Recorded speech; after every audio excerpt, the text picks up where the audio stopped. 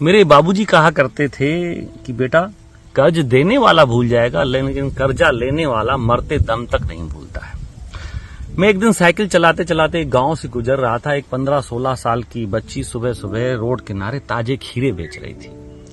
खीरे 1 किलो मैंने उससे लिए, अपने बैग में डाला, 100 का नोट उसकी तरफ बढ़ाया। 30 रुपए उसको काटने थे, 70 मुझे लौट आने थे, लेकिन उसके पास खुल्ले नहीं थे। बहुत प्रयास किया गया अड़ोस पड़ोस से, लेकिन खुल्ले नहीं मिले। डिजिटल पेमेंट के लिए भी मैंने पूछा, लेकिन उसने मना किया, मैं मोबाइल उपयोग नहीं करती हूँ।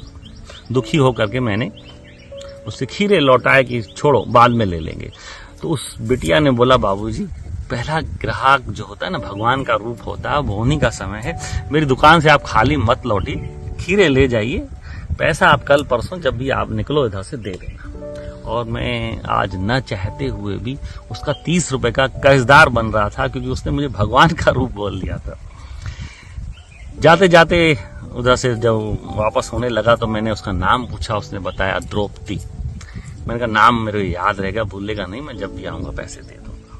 घर पहुंचा, मन बहुत उदास था, क्योंकि आज उसने मुझे बहुत छोटा बना दिया।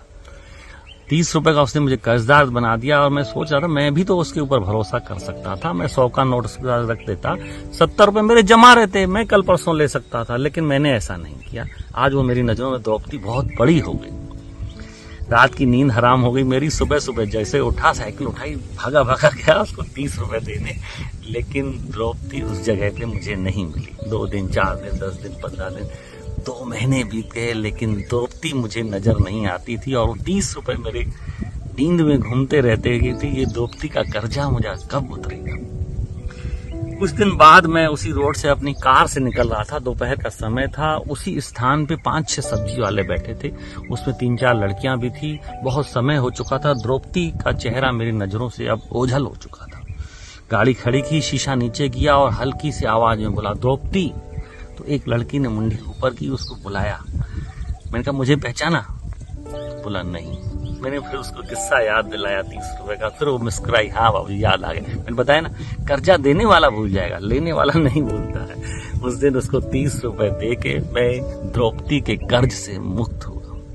दोस्तों, कर्जा 30 रुपए का हो, 30 लाख का हो या 30 करोड़ का हो, अगर आपके अंदर इच्छा शक्ति है कि इस कर्ज को मुझे चुकाना है, तो परमात्मा आपका भरपूर सहयोग करेगा, भरपूर आशीर्वाद करेगा, आपको उस लायक बना के छोड़ेगा कि आप कर्जा मुक्त हो जाओ। लेकिन आपके अंदर भावना ही नहीं है, नियत ही नहीं है, तो कर्जा 2-4 हजार का हो, 2-4 लाख आप नहीं पटा पाएंगे, क्योंकि आपके पास सोच नहीं है, आपके पास इच्छा शक्ति नहीं, पॉजिटिव ऊर्जा नहीं, तो परमात्मा भी आपको साथ नहीं देगा। और मेरी बाबूजी की बात भी ये सत्य है।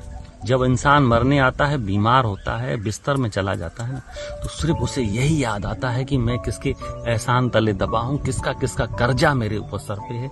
उसके अंदर उस समय इच्छा शक्ति तो आ जाती कि मैं कर्ज से मुक्त हो जाऊं, लेकिन समय निकल चुका होता है। तो दोस्तों, समय निकल जाए, आपकी शरीर की ताकत निकल जाए, आपकी इच्छा शक्ति खत्म हो जाए, उससे पहले कर्ज से मुक्त होने का प्रयास जरूर करें। परमात्मा आपका भरपूर साथ देगा।